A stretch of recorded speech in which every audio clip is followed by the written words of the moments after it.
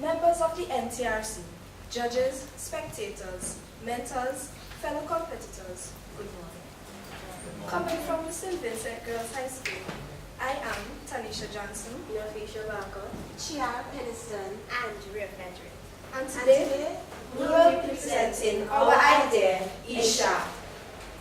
Have you or any of your relatives ever been in a situation where you had a heart attack, caught your house on fire, or had an intruder in your house, and the police, firefighters, or ambulance took way too long that by the time they arrived, you've recovered from the heart attack, put out the fire yourself, and probably knocked out the intruder?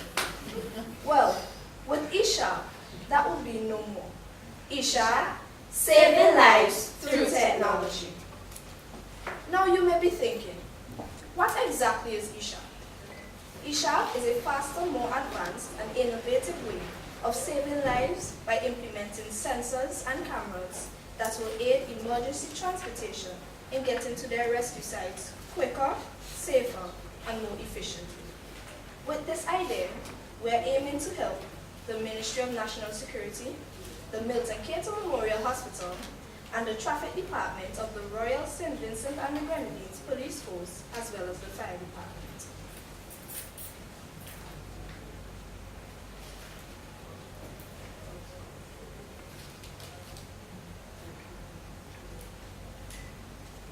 Is Isha needed? Yes. Why? Over the years, it has become a problem that most emergency units are usually late to their rescue sites here in St. Vincent. Now, on average, it takes a traffic officer 5 minutes with siren, 12 minutes without to get to Adamsville from Kingston. In an interview with 2 officers, it was stated that there were normally no problems in getting to the emergency sites because people will comply with their situation. This, however, only applies to the police department. How will Isha work? Sensors and cameras will be placed at long posts, which will inform the people monitoring them about recent traffic. These people will send out a message to the emergency response unit through either telephone, radio, or traffic memorandums, informing them about what routes to take.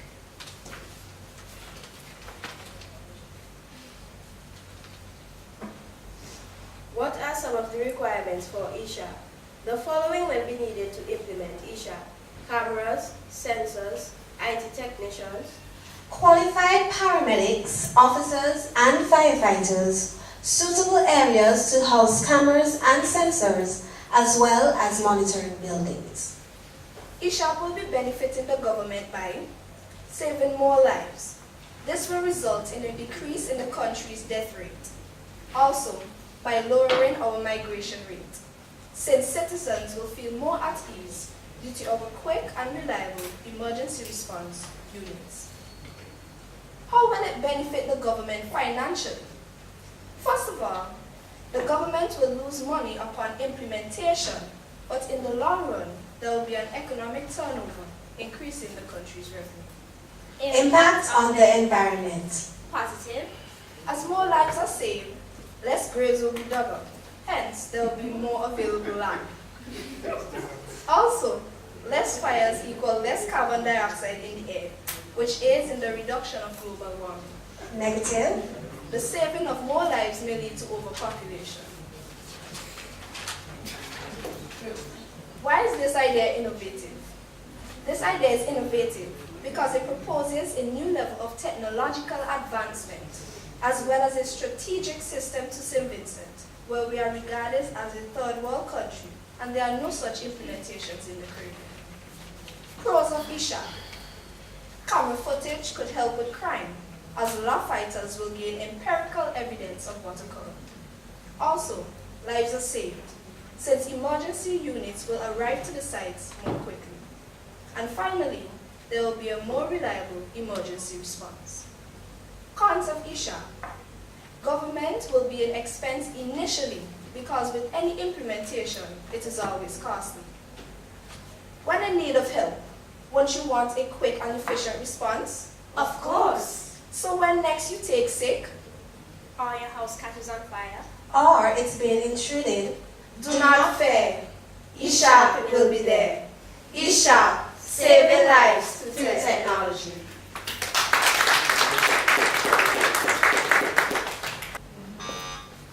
All right, ladies, nice presentation, nice idea. It's good that you have the people, St. Vincent and the Grenadines at heart. I think that's wonderful.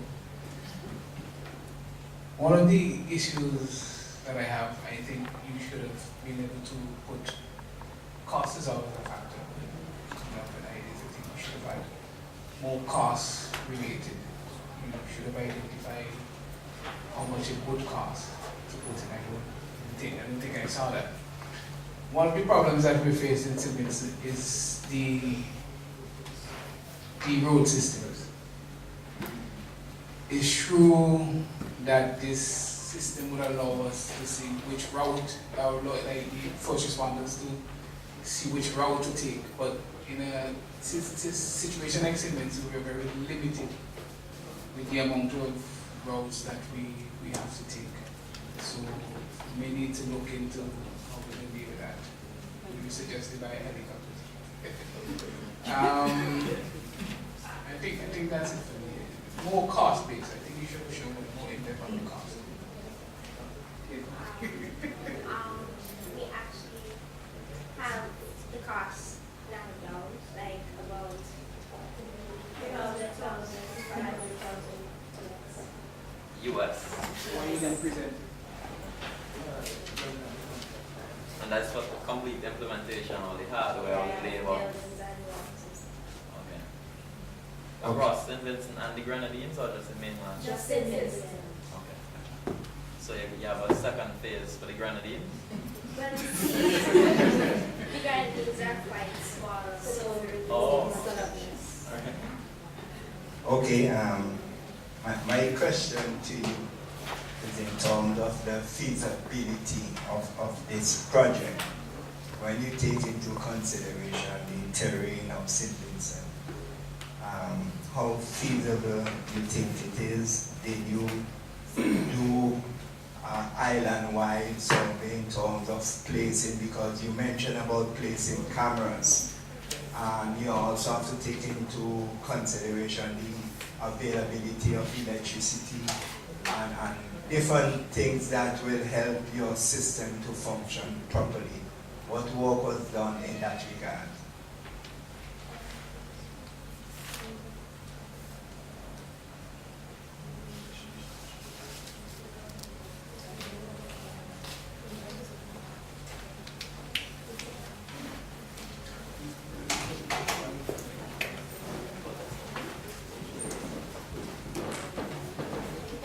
Well, in terms of the placement of the sensors and cameras, we were thinking that we could use the long posts to house them, like to place them in long posts along the road.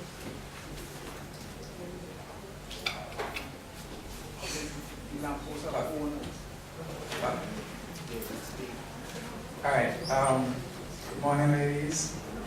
First of all, this is very creative, so I must applaud you with that. So I have two questions. You said you'll be placing cameras and sensors. How will you deal with the citizens feeling their privacy is being infringed upon? Because privacy is a big thing. And so how would you deal with them feeling they don't want to be watched every second of the day or feel watched?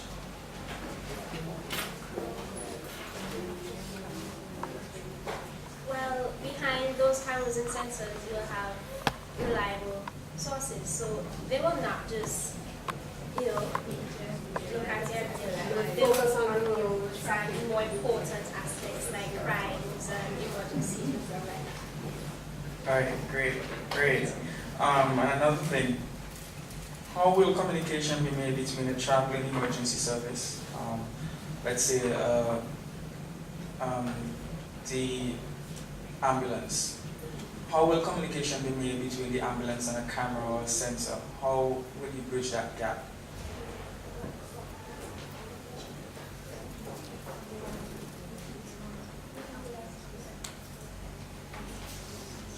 I can simplify the answer if you get questioned. Like, we were thinking that people in the ambulance would have walkie-talkie or a system to communicate pages and stuff to communicate with people in the offices where the sensors, when it has the imagery. Well, I think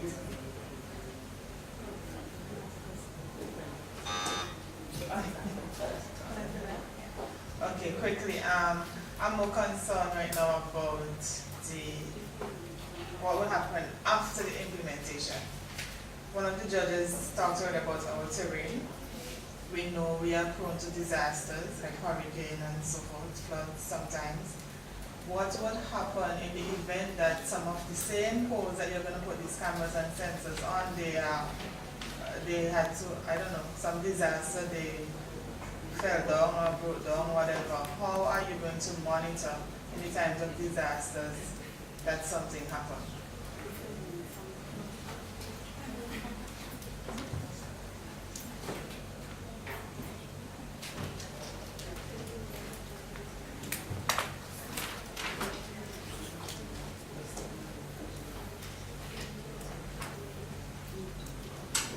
Okay, so in the case of a falling lamppost, we'll make sure that the sensors and cameras are made of durable material, and it will also most likely be covered in protective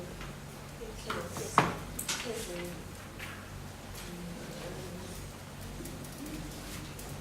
Okay, thank you, Isha.